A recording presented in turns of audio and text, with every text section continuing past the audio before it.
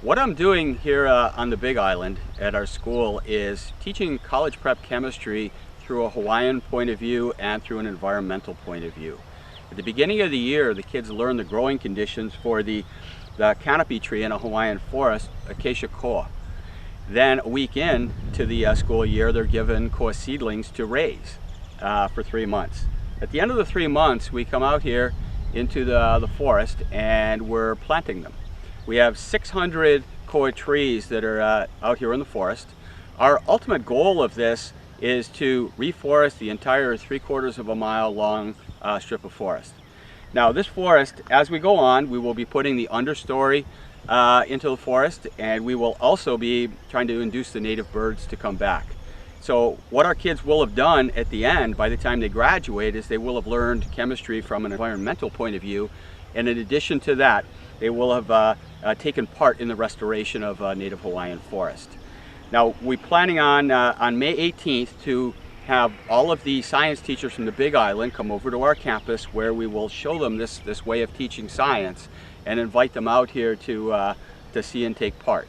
Our goal is to have them take that back to their campuses, spread the word, and have them do the same thing there. Our goal really is to make it to the point of where our kids are working environmentalists by the time they graduate. Joel saw very clearly, and I think very early on, that the blending of science, in this case chemistry and native knowledge, provides a humanly holistic approach to environmental restoration.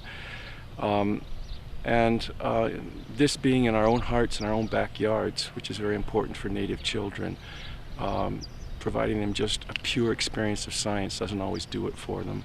I think he needs to be recognized and appreciated for having that insight, having that vision early on, before most other people had caught up with him. Sometimes we don't look at chemistry beyond just the four-wall classroom, and what he has done is take the concepts and skills beyond the four-wall classroom and apply them in something that is very tied to the experiences of some of our students, and that is that being out of the outdoors. We are infiltrated almost to the max with invasive species. We are considered now probably the extinction capital of the world. So for Joel to take native knowledge, combine it with modern science, and use it in a reforestation project, this is something that is quite revolutionary in terms of the way we approach environmental work and inspire our young people. Putting this plant in the ground actually will build the practices and traditional practices of our ancestors. And he is teaching our students to be able to take care of this land and take care of it for generations to come. And I think that's the exciting part of it all. It's more than just a celebration of his accomplishment, but an accomplishment of the entire island in itself and the school. It's about making aware, bringing awareness to the importance of reforestation. If this gets the affirmation that the award would provide, I think you're going to see these kinds of projects happening in schools everywhere. And this will have an enormous impact on our environment.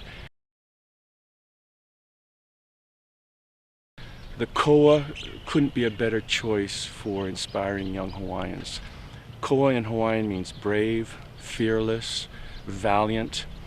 The expression eola koa means to live long. And for young Hawaiians, that will provide a great sense of hope, a great sense of faith in their science work, and will provide a real boost to their self-confidence as young people who are bicultural, who are working co-culturally with both Western science and native knowledge. What I am inspired by through Mr. Truesdell is his gung-ho attitude in regards to needing to do this. And not only for the betterment of students and their learning, but also for the betterment of the students, their ohana, the community, the entire island. And I think in itself, he should be commended for that.